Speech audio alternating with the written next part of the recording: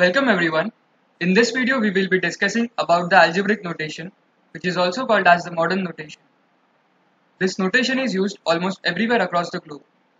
The advantage of using algebraic notation is that it is unmistakably clear and also more concise. Now it doesn't matter much if you don't know about the English notation or German notation or other such notations, but you should know the algebraic notation as a chess player, as it is globally recognized and used in chess. So you can say that the algebraic notation is the most widely spoken language of chess.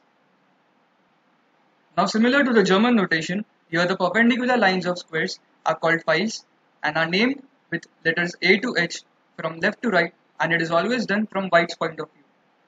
So you can see here that all the vertical lines over here are marked from A to H, and these vertical lines are called files. And the horizontal lines of squares are called ranks, which are numbered from 1 to 8. So all these horizontal rows or horizontal lines of squares are marked from 1 to 8 and are called ranks. Now this entire marking is done always from the White's point of view, and it remains same even for the black. In the algebraic notation, the letters used to denote the pieces will be same as that we used in the English notation. That is, the king will be represented by K, Q will be used for queen, KT for knight, B for bishop, and R for rook. The king's rook will be written as KR, queen's rook will be written as QR, KB will be used for king's bishop, QB will be used for queen's bishop, the king's knight will be represented by KKT, and QKT will be used for the queen's knight.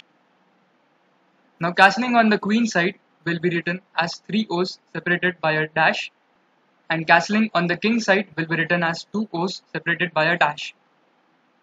The capture here will be represented by a cross mark, and the plus symbol will be used for denoting a check. But the moves will be recorded in a fashion similar to that of the German notation. That is, we first write the initial of the piece that is moved, then we write the initial square, and then the final square.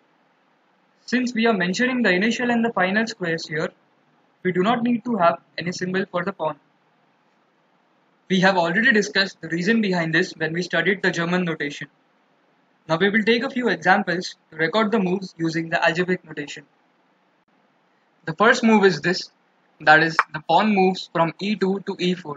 Now we know that we don't have any symbol for the pawn, so we write the initial square first directly, that is E2, and the final square is E4. So our move will be E2, E4. Now the next move is this, that is, the knight moves from G1 square to F3 square. We use KT for representing the knight, so we write KT first. The initial square was G1, so we write G1, and the final square was F3. So our move will become as KT, G1, F3. The next move is this, that is, the bishop goes from F1 square to B5 square. We use B for denoting the bishop, so we will write B first.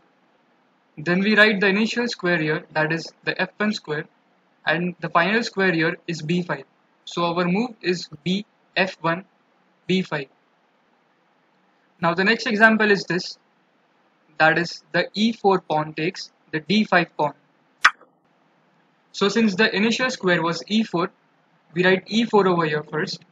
Since it is a capture, so we write a cross mark, and the final square here, which is D5 square. The next example is this, that is the knight from F6 square captures the white's pawn on D5 square.